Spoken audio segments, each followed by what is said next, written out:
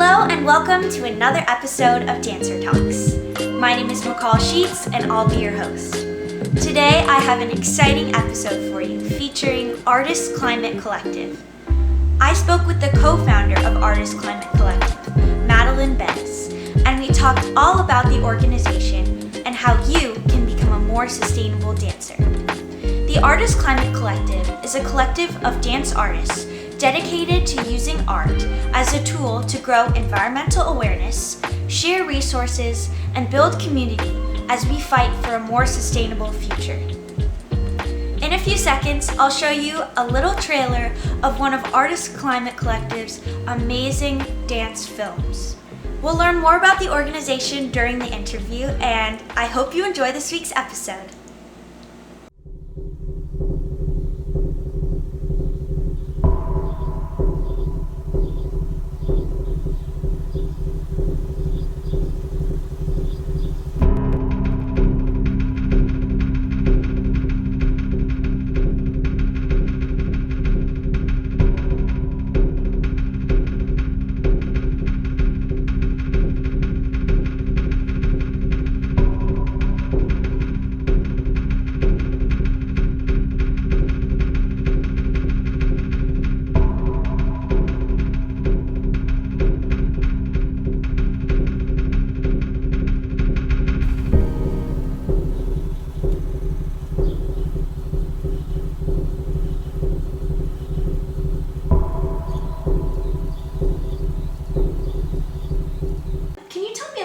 About your dance journey and what brought you to where you are today?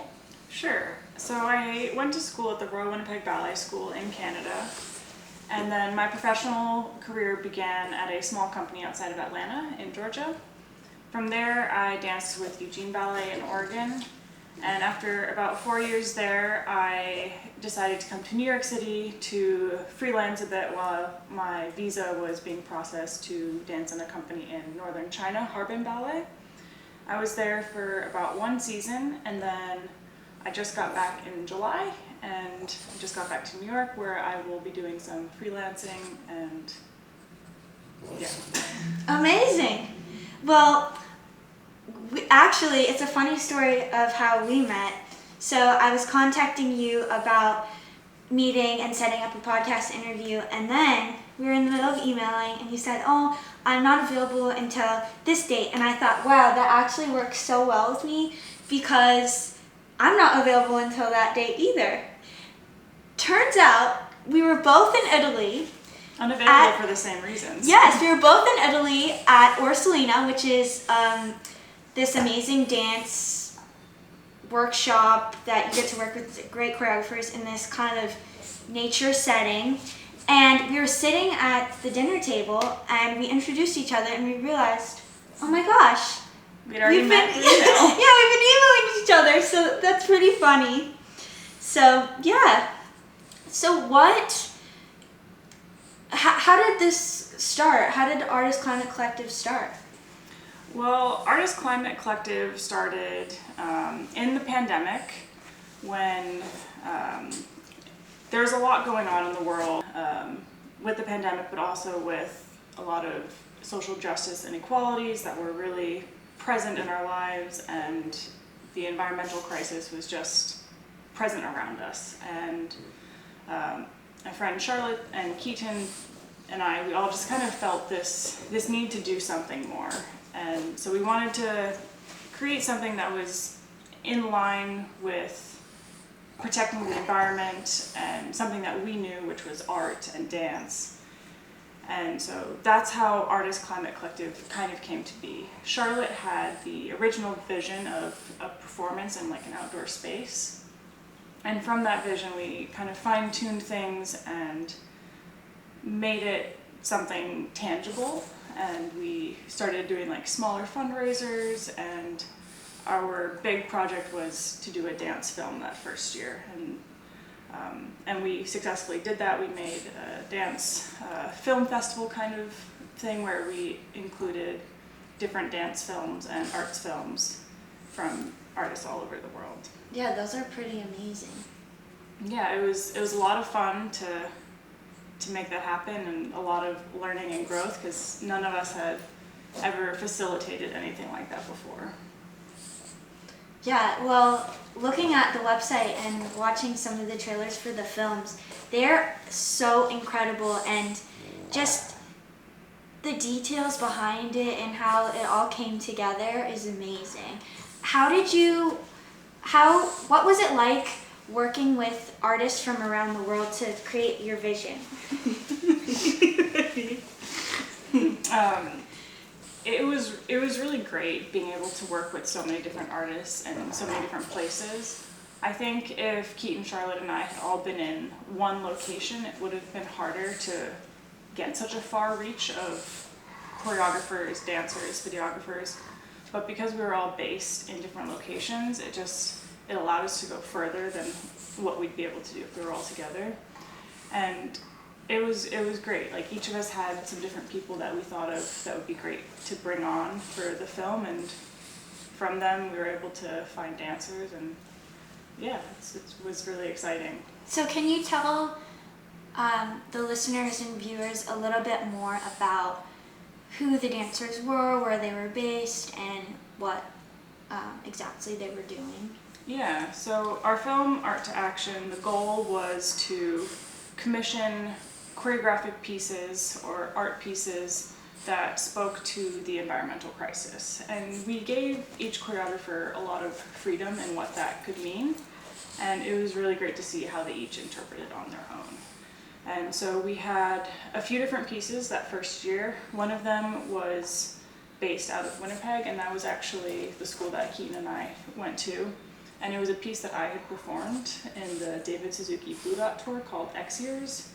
And its creation was made with sustainability in mind, and kind of viewing the world after a tragedy and kind of seeing nature for the first time, or maybe never having seen it before and experiencing it for the first time. So that was a piece that was created for stage, and then it got revamped on the Aspirants in the Royal Winnipeg Ballet School by its creator, Philippe Alexander Jacques, and he created it and filmed it in an outdoor space, and it was really beautiful to see the evolution of that piece. Yeah, it's definitely interesting to see something go from stage to outdoors, because there's just so much more freedom in it, and also just, I feel like maybe just hearing the vision of the piece, it sounds like it was meant to be outdoors, meant to be in nature. Yeah, and I think something that we really wanted to portray in the films was that it's not a piece on stage being filmed from the stage, because I think in dance, when filmed in a stage setting, you can lose a lot of how it's meant to be interpreted, but we really wanted to use the video element to create something in addition to just the dance. And I think that was a great example of it working out really well, because it didn't look like it had been meant for the stage. It looked like it was set in the space. Yeah, it definitely, from what I saw, looked like it looked both like media art, visual art, video art, but also dance art, and it was kind of like being there in person and being able to walk around kind of like a gallery. That's what I love about how when people make films like that, as opposed to when you're just watching it flat, it's kind of like 2D. Yeah. It's kind of like seeing, I don't know, something through a window. But when when they actually move around and you get to see different angles, that's what makes it amazing. Yeah, and I think each film that we created really encompassed that strongly. So in addition to the piece based out of Winnipeg, we also had a piece by Emma Rubinowitz, who was based out of San Francisco, and she created a piece for our second Art to Action film. And then we had a piece by Leland Charles out of Columbus, Ohio. We also had a piece by Darian Kane out of Atlanta, Georgia, and then she is also a repeat choreographer our second year. And then we had a piece based out of Manhattan, and that was with a cellist and filmed by Alana Campbell. And then there was also a dancer in that as well, but it was less about the choreography and more kind of about the filming, the artistry, and the dance, and the connection with the music. And then our first year we also had a poet, Shamat. He created a spoken word poem and videoed it for our film as well. It's amazing. Yeah, we were really fortunate to be able to connect with so many great artists and just involve so many dancers. And one of the things that we were really proud of is we were able to pay everyone who was involved in the project.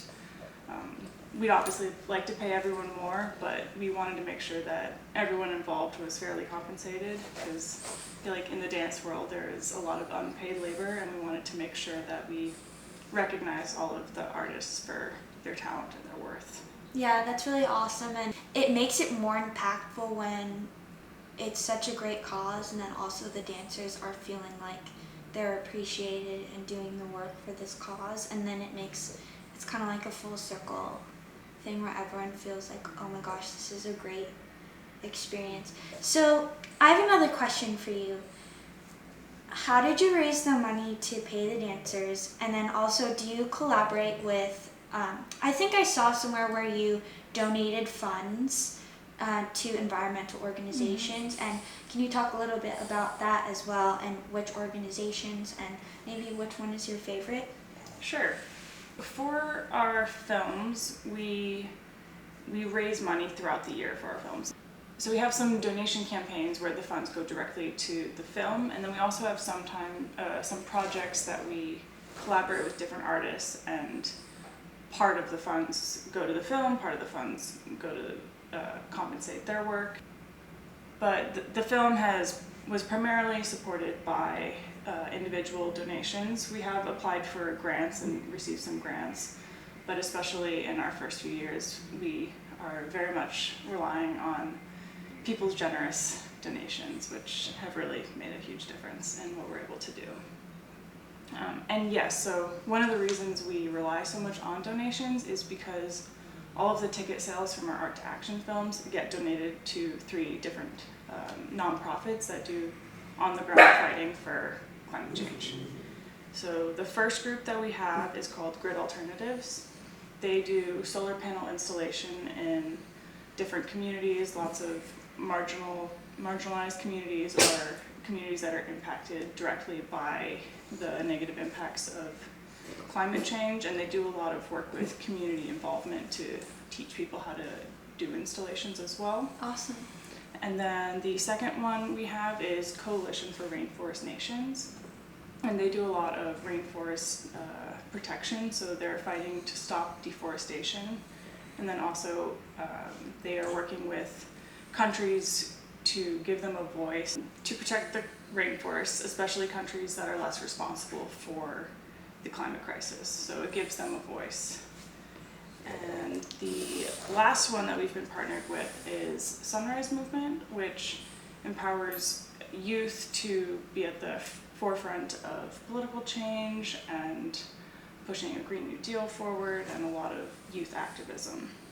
But something that we're actually working on is, we love Sunrise Movement, they do great work, but we're thinking of just subbing in a different organization so that we can just kind of help someone else as well. Mm-hmm. So we found another great organization. It's called Land Needs Guardians, and it's another youth-empowered organization that works with youth in the community to get them involved to become leaders, and it especially works with using art as a mode of sustainability, which is directly in line with what we do. Yeah, that's awesome. Yeah. So where can people find you and to donate? Do you have a specific, is it on your website somewhere? Yes, so we have a link on our website that will go to our donation page.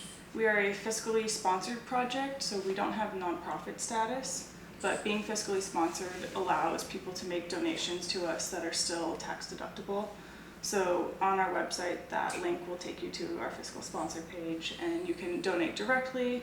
Sometimes we'll have donation campaigns, so we did one that was really successful, and you could make a donation of over a certain amount and you would get to choose a mug that someone handcrafted. And so we do those periodically with different items, and I think it's a great way to incentivize donations a little bit. Awesome. Can you tell me a little bit about one of the first projects that you did, and also the process of coming up with the project that you did with all the people working together? The first big project that we worked on was our Art to Action film, which we repeated a second year. And that film was a challenge because it involved many people across many different time zones. But it was really cool to see people's creative visions come to light in there. And doing it a second year, we were able to fine-tune our process a little bit. So we were able to, I think, elevate the quality and standard of work. And both of those films we've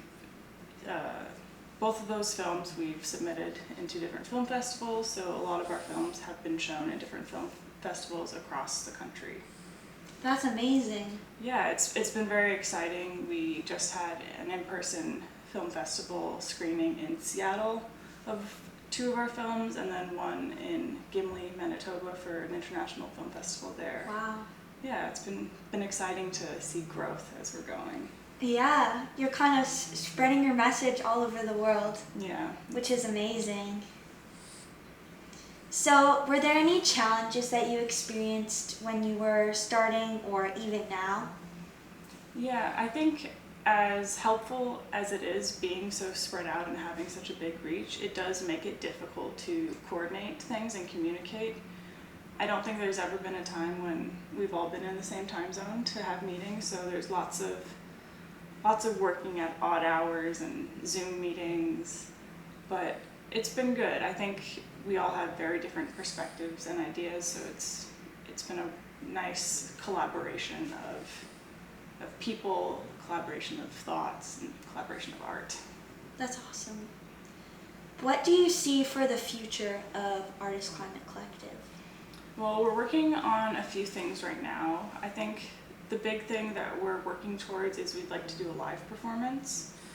And so we're in the preliminary stages of that, but we're working on finding a venue that would be able to support us and would be in line with our goals. And then the next step from there is finding dancers and artists that are available and interested in performing and creating work for it. Ideally, we want to do this performance with as low of carbon emissions as possible. So we're trying to focus on local artists, wherever that may be, and doing things to make it as sustainable as possible. We'd love to have like an outdoor space. I think the space for Ursulina would just be beautiful, but That would be amazing. not quite local. So Yeah. maybe not for now, but we'd love to find like a beautiful outdoor setting that could be a backdrop for our pieces. And then finding artists. Things that we'd like to do, if possible, would be to carbon offset the whole experience, just to make it net zero. So that is our biggest upcoming project. Still a little far away, but things that we're working towards. We have a gallery art space in the San Francisco area that we're partnering with to show off some different artists at different points, so that will be coming up, and we'll definitely be promoting that on our Instagram, so definitely follow along so you can see what we're doing. We are also partnering with Imperfect Points. I don't know if you know her. The sustainable tights. Yeah, so we're working with a few different companies to try and get those as an option for the tights that the company provides. So that's been really exciting because they're made of recycled materials, but they're also recyclable themselves. Cool. Yeah, and then we're also planning a giveaway with her, so definitely follow our Instagram to stay up to date about when that's happening and what is involved. And we're also in the process of releasing another film, which won't be part of our Art to Action film festival. It'll just be a single release film, and proceeds of this will probably help go towards our in-person showing. That's a lot of amazing things up on the horizon. Yes, lots of things to keep us busy and be working on, but all exciting things. Yeah. What is something about the dance world that you wish was more environmentally friendly? Besides the tights. I think everything. I think it's hard because dance is already kind of a niche, difficult area to break into, so I think sustainability is not always at the forefront of companies' minds, dancers' minds, but I think ultimately everyone will benefit from it. In a place like Orsolina in Italy, it's an outdoor dance space that's on a farm, and sustainability it was created with sustainability in mind. And I think when sustainability is convenient, people will opt to do it. We live in a very convenient-centric world, and so I think the easier we can make sustainability for individuals, for companies, the more likely it will be for people to utilize it. So, I mean, it looks different for every company and for everyone, but I think the more people can advocate for pushing for that, the better it'll be, whether that's high efficiency lighting in theaters, reusing costumes. Like, there's so much material wasted in garments, and there are so many costumes out there. I think we can probably do better at recycling and reusing different costumes for different pieces. Yeah, and I feel like also a huge thing that for me I feel like it's kind of a waste is point shoes. Yeah. Like, they die so quickly. Now I switched to gainer mittens, which don't die as fast. But I feel like that's a huge thing too. People are just throwing it in the trash. And I always felt so guilty throwing it in the trash because I feel like maybe it could be reused somehow. Yeah, I don't know. material's stripped or something. Yeah. Yeah, I also always feel strange just putting point shoes in the garbage.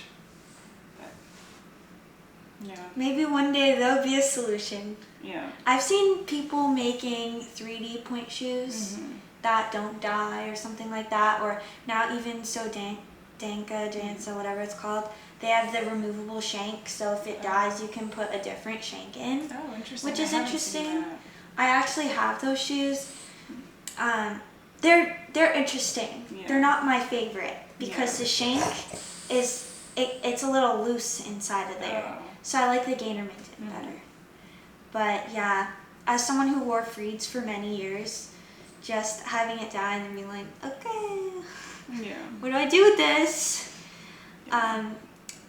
But I like brands. I think Yumiko is starting to become sustainable in a way.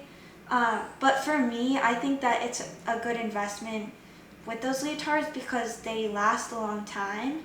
So then you don't have to throw it away. Yeah. You don't have to, or I like to donate. But Yeah, I feel like donating or like swapping with other people is such a great way to refresh your wardrobe without actually adding more to it. Because I think also with dance wear, it's fun to stay trendy and whatnot, but like, how many leotards does someone actually need? I know I definitely have more than I need, per se. yeah, But you do. Yeah, but I think that's a good idea. I mean, do you have any tips for, I think this could be a tip, but tips for dancers to become more sustainable in their daily lives? Yeah, I think that would be one. Some companies have a swap box, I know, that you can, if you're bored of a leotard, you can put it in there and find one in there to take out. And so I think that's a great way to kind of keep things interesting. As well, trying to recycle and, you know, be as green as possible. I'm trying to start introducing, or another thing I'm interested in doing is using the Imperfect Points recycle program, because I don't think it's specific to Imperfect Points. You can recycle all your tights through this program. So maybe setting up boxes around the city for people to drop off their holy tights that would otherwise just be garbage, and just setting boxes up and then periodically when they get full mailing them to that recycling program. And That's amazing. That sounds so nice. Especially at places like Steps here in New York. And maybe in another state, the local dance studio. Yeah, and maybe trying to reach company. out to people and suggest that they can do that. Yeah, that sounds good. And then also reusable water bottle. Reusable water bottle, cutting down on single-use utensils. Again, with Orsolina, they didn't have any single-use utensils. They didn't have any plastic. It was all, you needed to bring your own water bottle. And I think that just reinforces needing to be sustainable. It's Yeah. when it's not an option, you can't use like a plastic cup or a plastic water bottle. Yeah, that's really nice. So how can dancers and other people get involved with Artist Climate Collective? Well, there's a few different things you can do. Firstly, following along on our journey, sharing stuff that you find interesting or impactful personally. That's super helpful because we're still very small and very young, and we want to reach as many people as possible. Dancers are kind of our base right now because it's who we know, it's people that we're in community with. But really we want to get beyond that. We want to start having conversations with people who don't agree with us. We want to reach people and get our art to move people who maybe wouldn't share the same views as us. So if you see something that inspires you, have a conversation with someone who may not share the same opinion, and try to talk to them and show them art, show them personality, and maybe they'll change their mind on something, maybe they'll come to agree with you on something. And I think building networks and community is what we do at Artist Climate Collective, and whether that's directly with us or with people in your community, I think that's really important to move forward. That sounds amazing.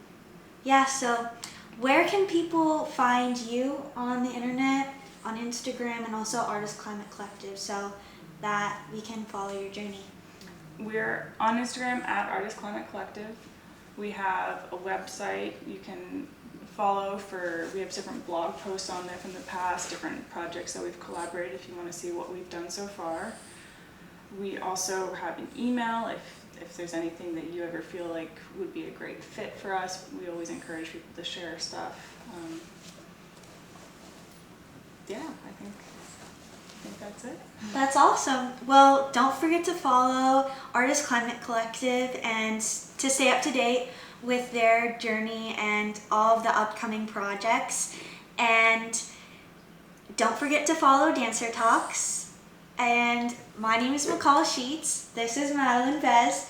And I hope to see you for the next episode of Dancer Talks. Thank you so much. Thank you so much, Madeline, Thanks for having being me.